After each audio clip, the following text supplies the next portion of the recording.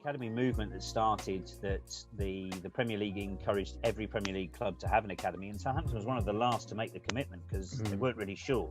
They weren't really sure whether they had the resources and whether they had the ability, if you like, to make the commitment that was being required of them. But in the end, they did. Well, there's lots of old sayings here, aren't there? You know, it's talent that gets you in through the door, and it's hard work that keeps you there. There's a lot of research out there that says that the fundamental skills are acquired in that very early phase of development. You're never taking a player from never kicking a ball until 16 years of age and taking them into the Premier League. That's not happening. Right. Welcome, everyone. Welcome to another episode of the Coach Gerald Lami podcast. Today, I'm joined by someone who has helped develop many household names that have graced the Premier League, an academy director, an educator. I'm sure he's going to bring a lot of value today to the podcast and share tons of knowledge, experiences that he's encountered throughout his journey in the football industry. Without further ado, I'd like to introduce Huw Jennings. Huw, thanks for coming on the podcast. Really appreciate your time. No, thanks for inviting me, Gerald. Pleased to be here. Lovely on a lovely Friday afternoon. Exactly. Hasn't been too sunny lately in London, but the sun's been out most of the day, so we can't complain. Huw, before we get into it, just want to ask you, looking back at your career at the moment to present where you are today, the amount of impact that you've had on others, coaches, players, the industry itself, the way, football has developed. Did you ever think, 2021, you're going to be in this position with so much that you've achieved in your career so far? Well, it's kind of you to say it like that, Gerald. I never tend to look at it from that point of view because you're always looking forward and striving for improvement and striving for excellence. And, arguably that's certainly perfection's never attainable. And I'm still not 100% sure I know what excellence is really. But all I have tried to do throughout my career is work as hard as I can to try and help young players help themselves to be the best they can be. And I suppose that applies for members of staff as well. And reflecting back, it doesn't seem like it's as long ago as it is that I first started on this journey. I first started getting involved in working with young players in, I think it was 1986, which quite possibly was well before some of the people on this podcast listening on this podcast were born. So, it's been an unbelievable experience, fantastic journey. And look, there've been downs, of course, inevitably. Yet the privilege to be able to work with what started off as my hobby, is still a really strong emotion. No, it's the reason why I asked that, because sometimes, as you said, sometimes we don't look back. We always try to look forward, and we never realize in terms of the journey. And this is something that I always try to speak to, young people or young people that's coming into the industry about the journey, how it's important to, embrace it, go through the challenges, and you never know where you might end up in terms of relationships. Looking back at my past experiences, I start to think, okay, that's why that happened at that time, because it took me to this path. But at that moment, it wasn't making any sense to me.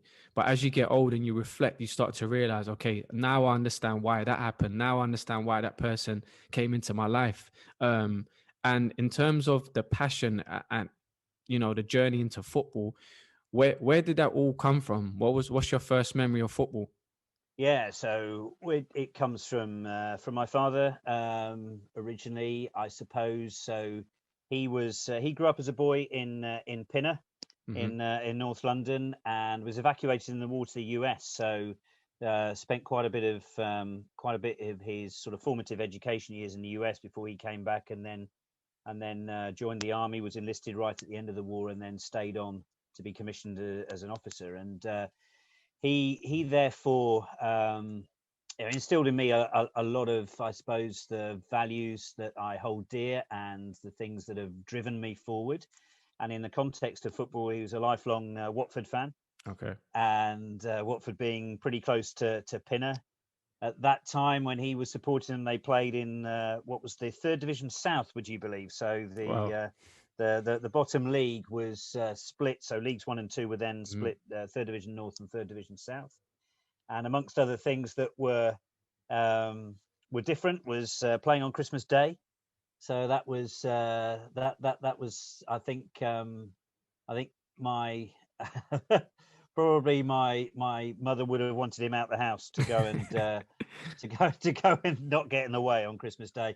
But that was a tradition in his family, and I think that as I reflect back on his enthusiasm and his passion, what rubbed off on me was the desire to try and help young people get better, because he was responsible, part of his army career, for the junior leaders Okay. as part of the artillery regiment, and he took the football Mm-hmm. for them. So he coached and developed them. So that's the root of the root of my ills, put it that way. Amazing, amazing. And in terms of coaching, you spoke about, it stems from your father and things like that. Was coaching something that was always in mind, or it was just a passion to begin with? Yeah, so I grew up in I went to school in rural Buckinghamshire, Okay. which at that time there was, would you believe, no organised football outside of schools. Oh, wow. A bit of a backwater. So, and I went to two schools that played rugby, Mm-hmm. and rugby is pretty strong in that area. Northampton Saints, Yeah. as they are the rugby team, was relatively close because we were near to the Northamptonshire border, and therefore I got very limited opportunity to play. Listen, I wouldn't have been good enough anyway, Gerald, I'm Yeah. sure, because I should have been. My position was left back in the dressing room, and I'm as quick running back as I am running forward. So those two things combined. But the one thing I felt I did have a skill at was a capacity to, I don't know, read the game a little bit, understand, Mm-hmm. appreciate the game, and have have an opportunity to I think study the game a little bit. At that Yeah. time it was incredibly limited. You had one live game a year in the cup final, would you believe? Oh, wow. Domestic game. Mm-hmm. You think about what's on at the moment, and then you had very, very limited opportunities. But cutting a long story short and getting back to your question, because otherwise we'll be here forever, is that I, after playing football at university and sort of locally, if you like, where I was teaching in the Oxford area, I Mm-hmm. rapidly realised that coaching was much more a vocation than playing.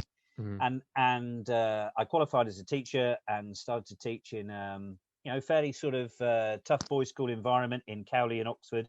Mm-hmm. And it was sport was the outlet, and I got involved very quickly, volunteered to be part of the coaching program at the school, and then subsequently the district, and went to the county and the Mm-hmm. region, and then to Oxford United. That was the first club that I worked for on a part-time basis, and I absolutely loved it. And realised it ultimately served as my apprenticeship Yeah. in professional football, because before going into the game full time, I'd had a chance to really explore what coaching was like, and what, more significantly for me, is what helps young players to develop. Mm. No, it's interesting in terms of, again, that foundation. Something, again, going back to my conversations that I have, is I did the same thing. I done about 8 months of voluntary with Arsenal, where you're working in a community, but you build so much foundations for yourself. Interacting with the young players, interacting with people, because at the end of the day, in terms of coaching, you're dealing with people first and foremost, rather than players as such. So there was challenges during that time, but for you, looking back again, looking at that journey, what was one of the main challenges that you faced? If you could share a bit with us. Yeah, so I mean, the day-to-day challenges were the infrastructure. So at that time, even in professional clubs, so as the coach, I was driving the minibus, I Yeah. was making the phone calls, Hmm. we were putting the nets up, clearing the dog crap, excuse Yeah. me, off the pitch. And that's not to say that Oxford United weren't committed and weren't reasonably well organised, but the resources were very limited. Mm-hmm. It was pioneering stuff for the professional game to get into coaching young players. In the 80s, it was started with 15, 16s, then went 12 to 16s, and then ultimately from 1998, when the academy movement came in, from under 9 to under 18. And so it was a very different experience because the expectations were very different. But specifically when it came to coaching, inevitably, if you've not played the game at a high level, you've got to get your credibility. Yeah. And because a former player or even current player who walks onto the field having played, 500 games in the Premier League and 50 caps for their country, inevitably has a level of credibility when they start. It sort of tends to, then if you like it, they're as good as they as their coaching profile after then. But if you liken it a bit to a sort of handicap race in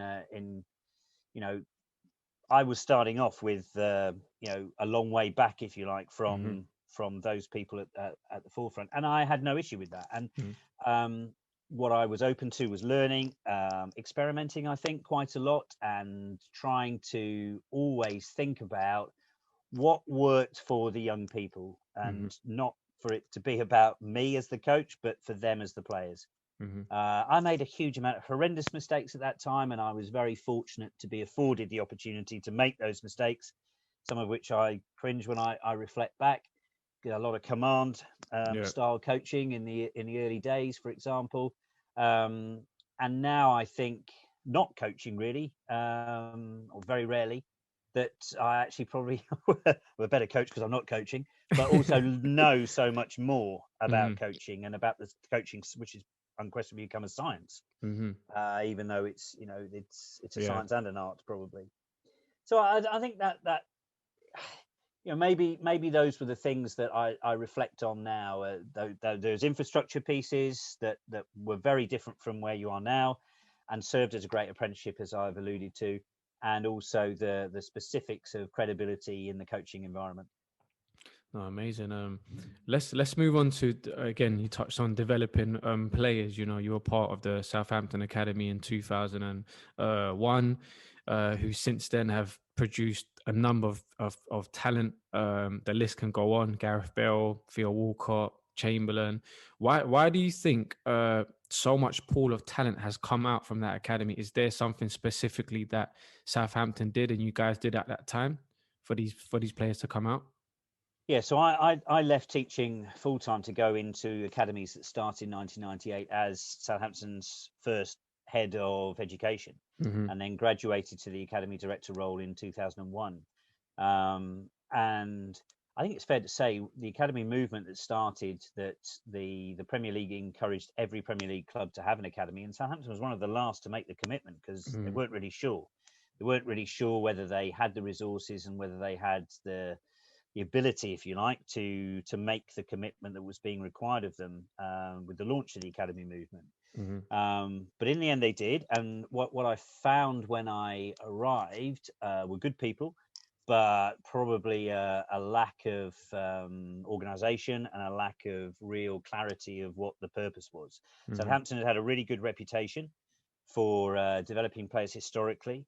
The likes of the Wallace brothers, Alan Shearer, who came from the northeast, and at a very different time. Southampton probably not been that great at ensuring that its local talent actually was secured and progressed. Darren Anderton, for example, was from Southampton and didn't play for the club. He went to Portsmouth.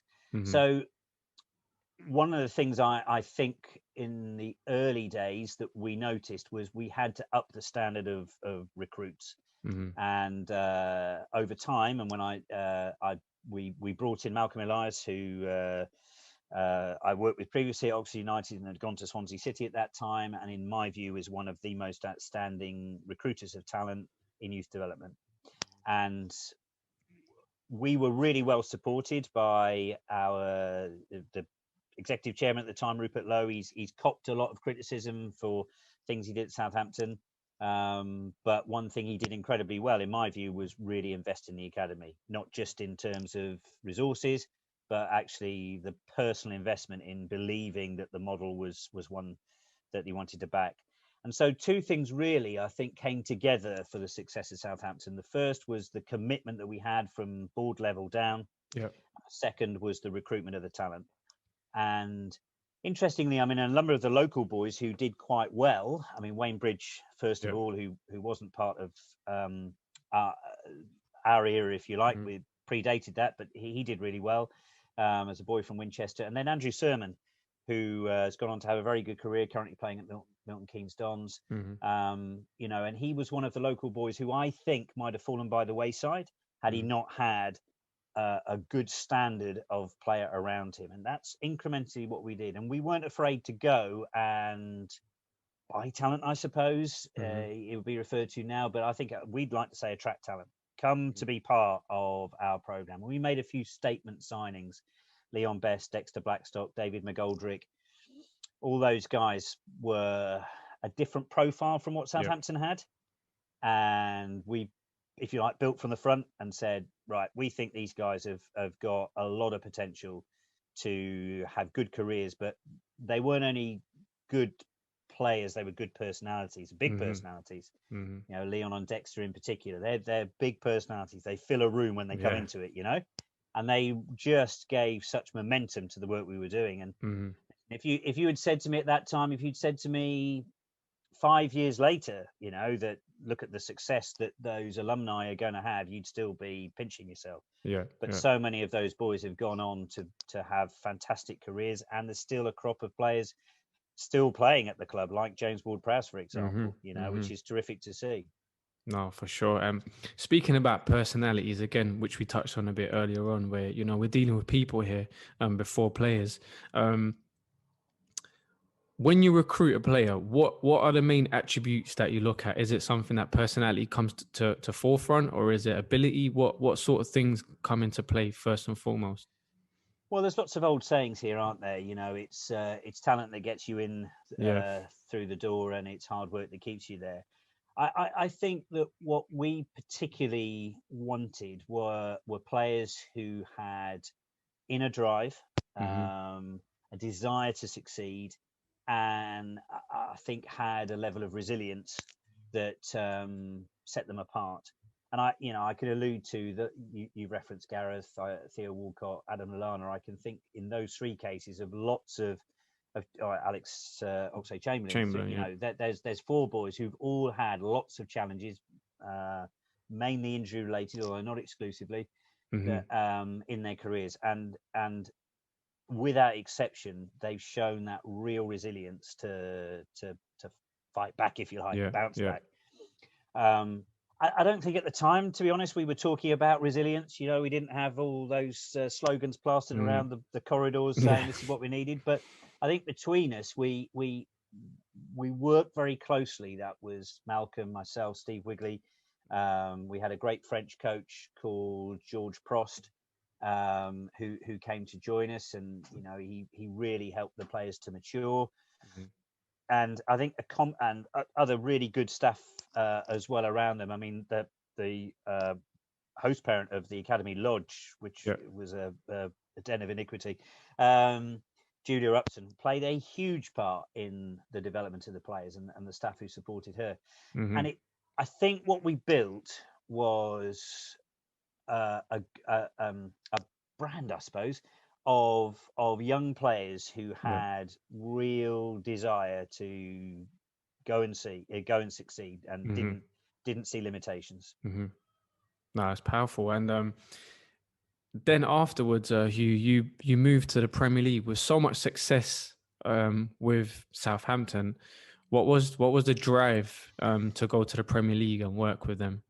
Yeah, it's interesting because in the sort of mid-noughties, unfortunately, things were going badly wrong for Southampton. We'd had a really, really good spell, and under successive managers, Dave Jones, who was the first manager I worked with, had a good spell at Southampton.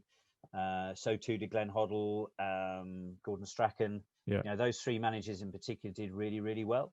But unfortunately, the club lost its place in the Premier League, and because it was a public limited company at the time and not single or dual owner held, it meant that the finances of the club took a massive hit, and as a consequence, the club just didn't have the resources to be able to continue to operate at the Premier League level, and I could see what was coming, and therefore I considered my options, and I knew that David Richardson at the Premier League was retiring from his post as head of youth development. And I got to know a few of the guys who were working at the Premier League and thought it would be a great opportunity, experience, really. So they were kind enough to make me an offer, and I took it. No, amazing. And that was the times that the EPPP came into place, right?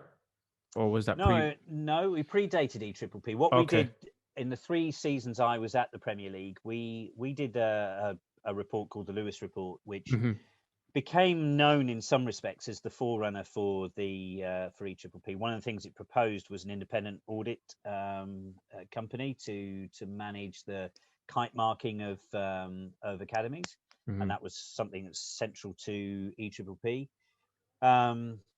No, I think what my era probably symbolised was a lot of frustration because the England national team was really struggling. I felt all along that there was a lot of burgeoning talent coming through at academies. I'd experienced at Southampton, and there were plenty other academies really starting to do great work.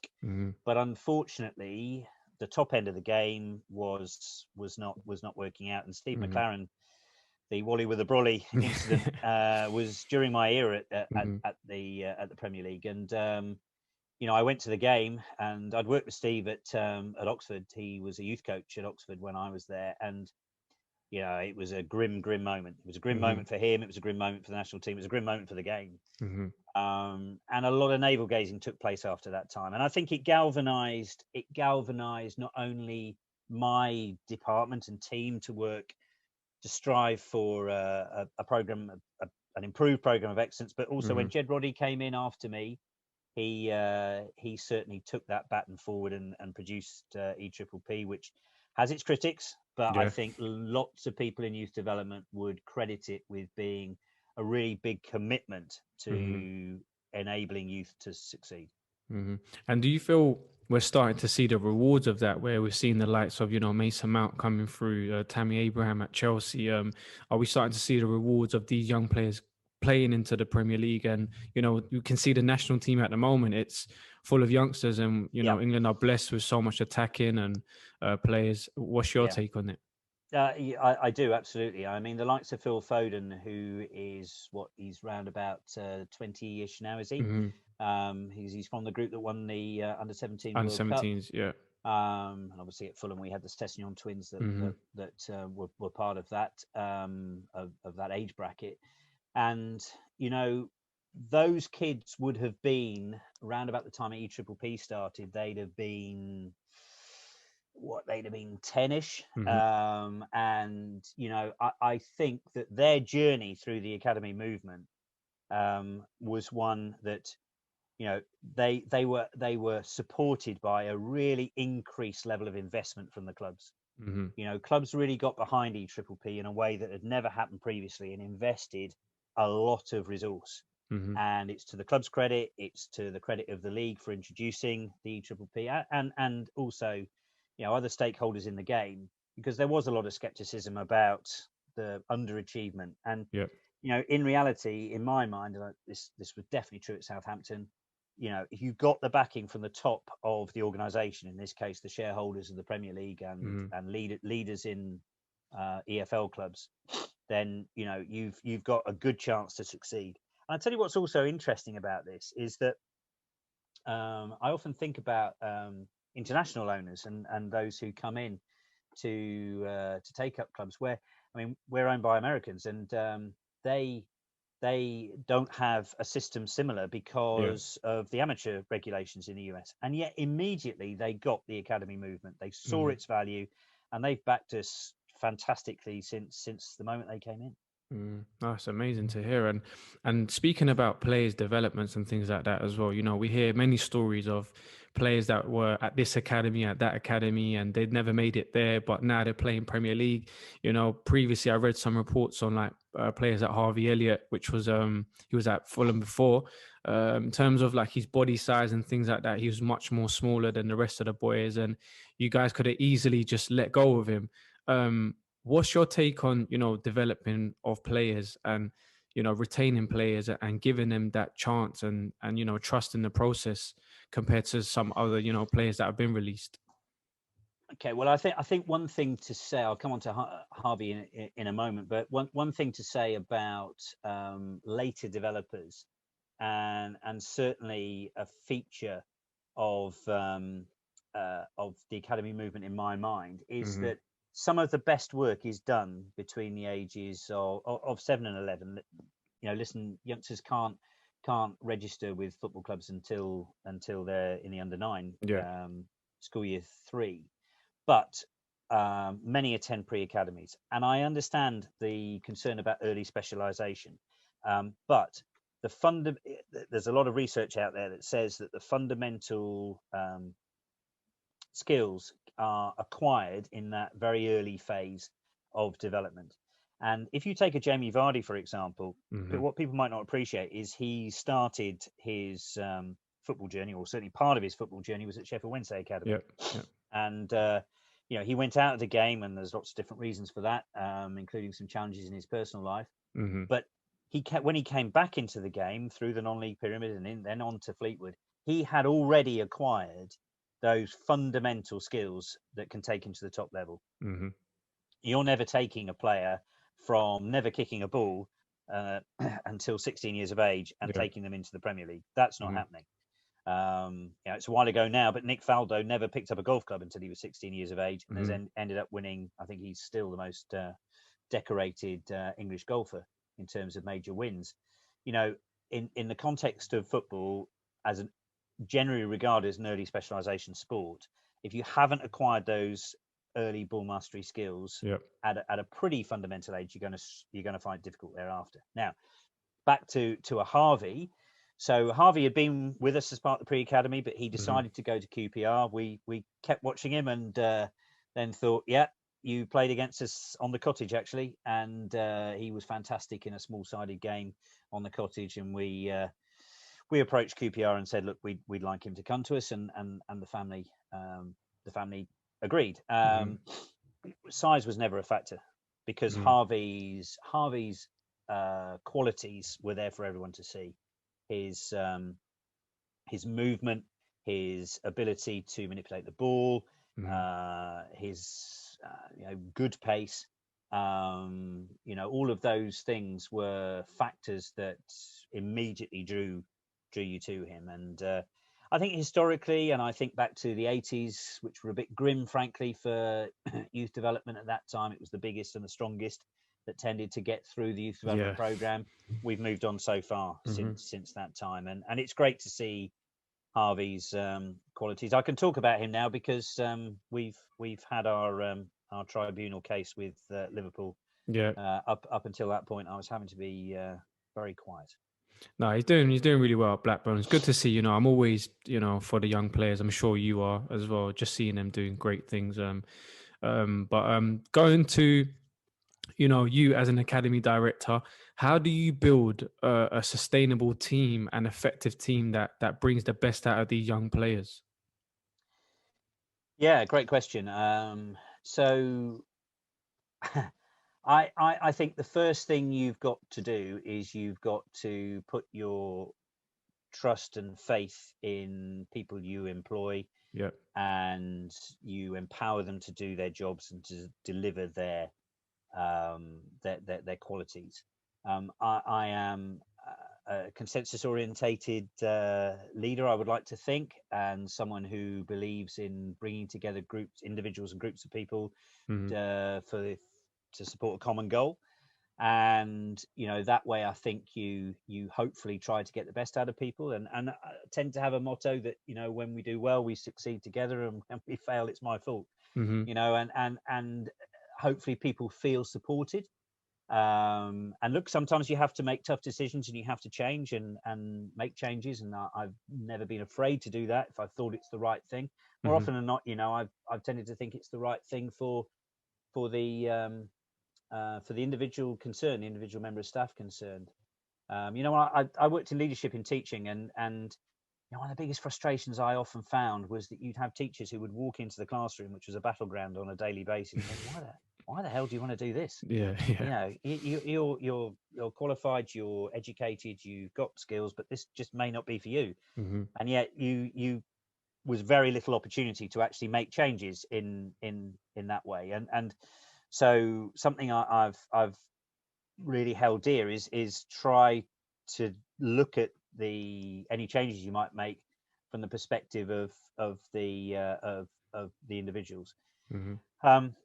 I think something you've also got to be really, really aware of is you've got to adapt to change.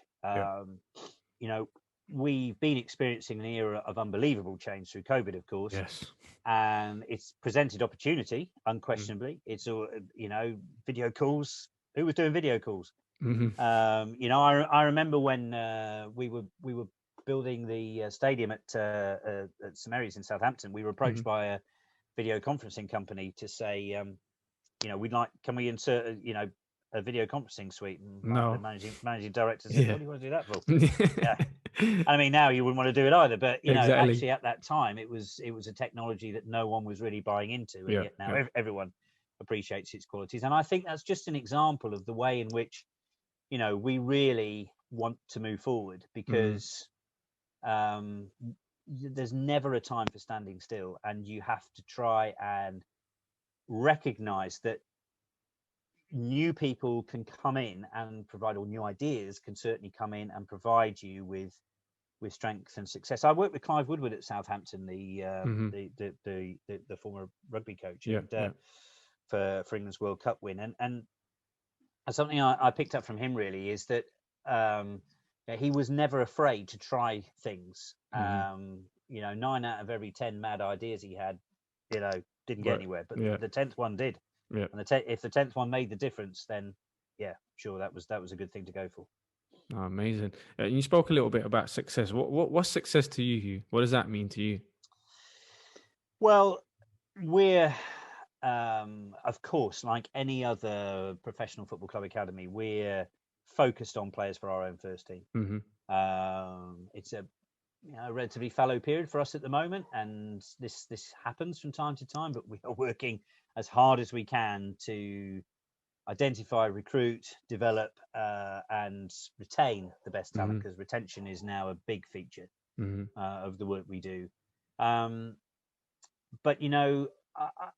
I would say that the measure of success, if you like, is also about the pathway that the young players follow. We're proud that at the moment we have the best record of any academy for the last 3 years of productivity, which may have come as a surprise to many. If you look at the likes of Chelsea, you mentioned previously, Manchester United historically, you've seen lots of talented players come into Premier League teams, but we actually get a lot of credit for players who are playing in the pyramid, who left us within the last 3 years, or sorry, graduates within the last 3 years, and many playing, for instance, in League One. And I was pleased the other day to see Elijah Adebayo get a really good move from Walsall to Luton, and he scored in his starting debut for Luton against Millwall this week. I was in touch with him to congratulate him on his move, and that gives us a lot of pleasure.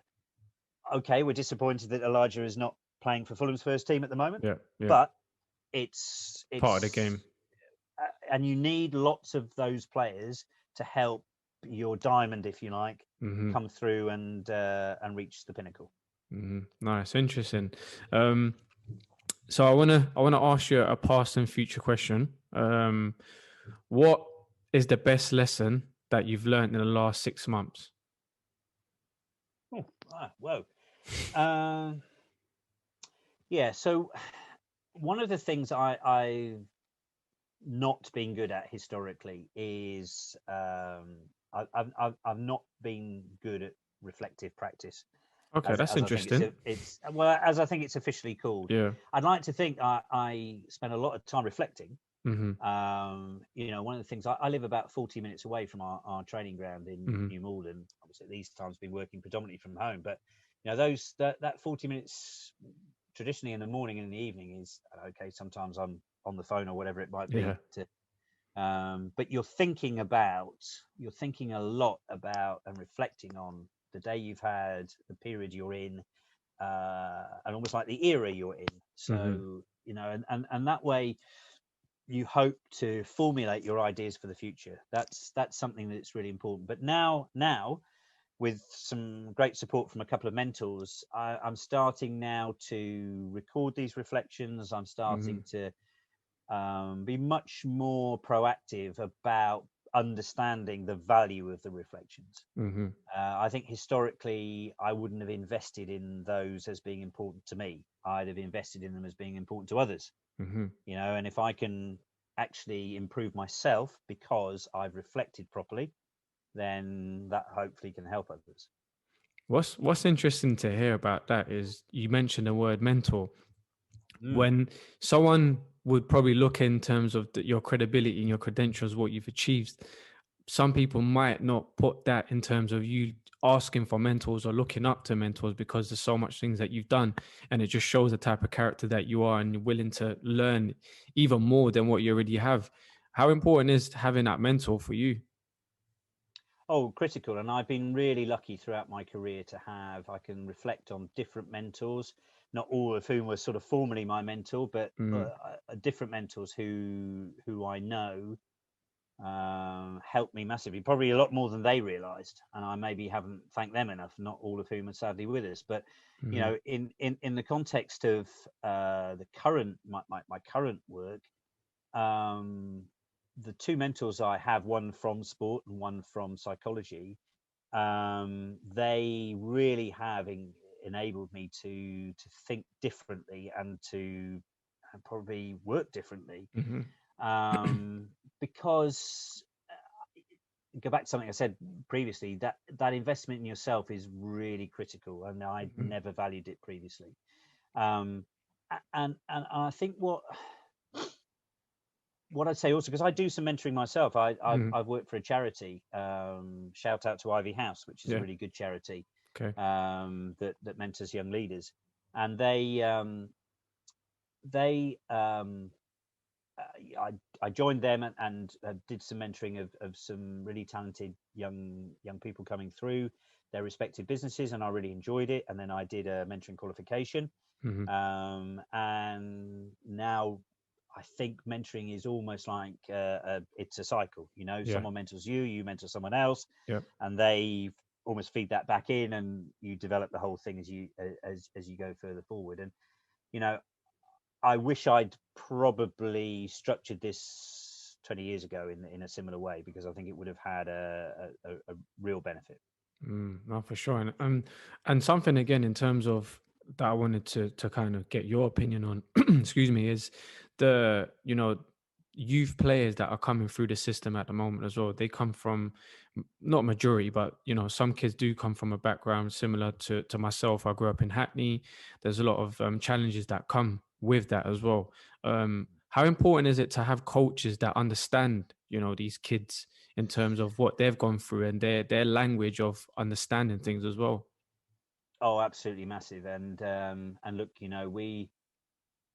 we have tried very hard at Fulham to integrate ourselves with the community. Hmm. The community, as you know, of London is so vast. You can't refer to it as a single community, far from Yeah. it. And so we've had um, various locations, postcode locations, and various individuals or um, sort of partners that Hmm. we've worked alongside. And I think it's an incredibly complicated jigsaw to put together this. Yeah. And I the one thing I think is absolutely critical to our success now and moving forward is to be engaged with the right people in the right communities at the right time. You know, I'll highlight Colin Amogbehin, for example, who we engaged we employed in the academy about 10 years ago, and Colin is from Thornton Heath in South London, real pillar of the community, a big supporter of the BLM campaign, and someone who more the movement than the campaign, actually, because you know, I think he's a real standard bearer. He's set up his own junior football club with great success, the likes of Aaron Wan-Bissaka and Emile Smith-Rowe coming through, some that we've had, Jed Spence, who's currently playing at Middlesbrough, for example. You know, and to be working alongside Colin and Colin's profile in the community that he operates in is critical. And you know, you can hopefully work alongside a number of Collins, if you like, that can help you to get success across the board. Oh, amazing.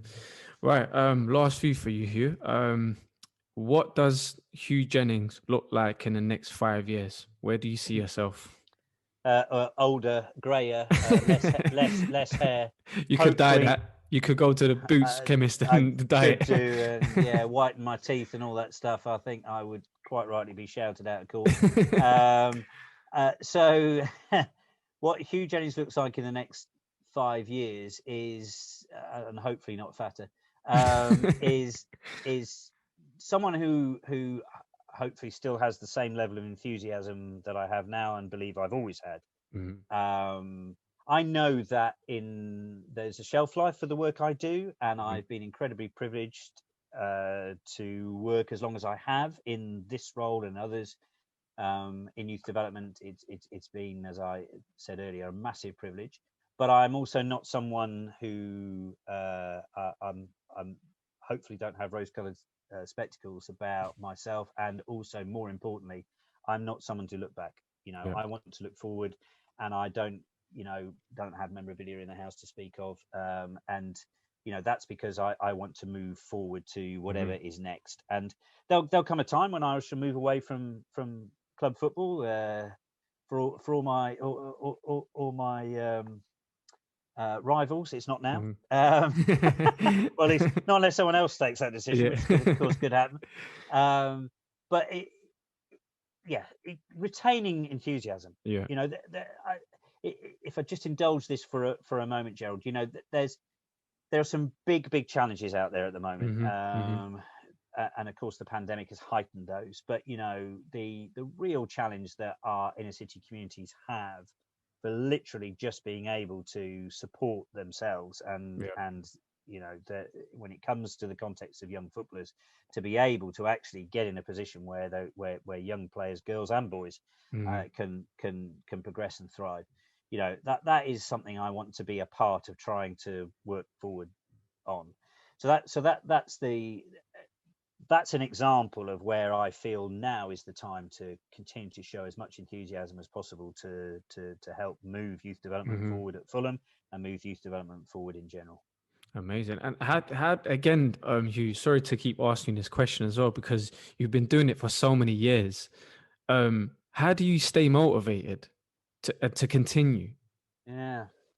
Well, listen, my love of the game has never changed. I was talking to a good friend of mine earlier in the week, and you know, they work in the industry, and a bit like the Gareth Southgate quote from a few years ago, and it was really, really true that, you know, I love the game, but I don't love the industry as much. And you know, it's that there are some dark forces at work in the industry, and you know, it's at times very difficult operating within that environment when you're trying to have your values and principles that are about you know, honesty and well, for us we have 3 H's: honesty, hard work and humility. You know, and to live those values isn't easy at times because you're up against some major challenges. But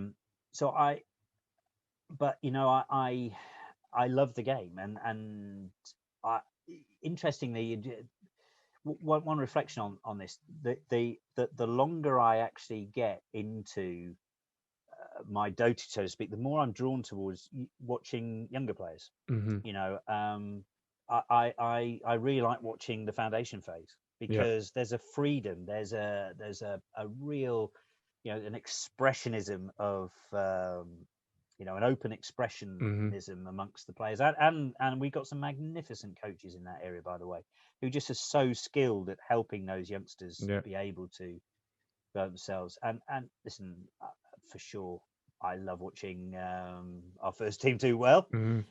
We've had a good week last week, so that's great. But you know, there's nothing beats being able to go and watch young players go and express themselves and demonstrate their skills and abilities.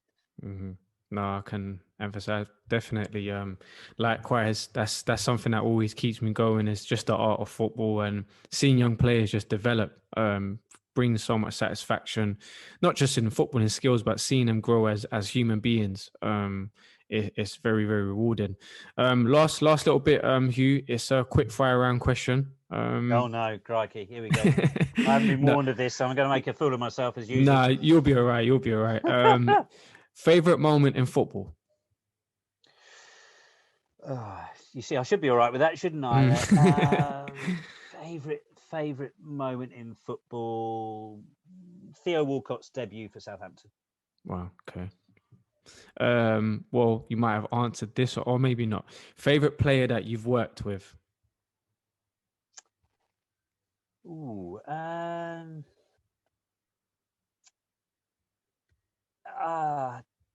It's hard. It's a hard one. Yeah, I'm going to plead the Fifth Amendment on that. I tell you what I'm going to say. I'm going to say the Youth Cup final losing team from Southampton. Okay. All right. I'll take that one. Favorite coach that you've worked with? Any coach? Any coach. Oh, right. Lami. Well, I've got to say Steve Wigley, because I've worked with him for so long. Okay. All right. We'll take that one as well. Last one. 3 words to describe yourself. Right.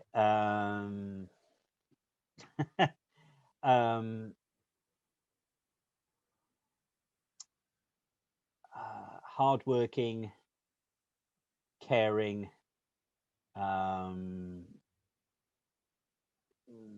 humble. Right.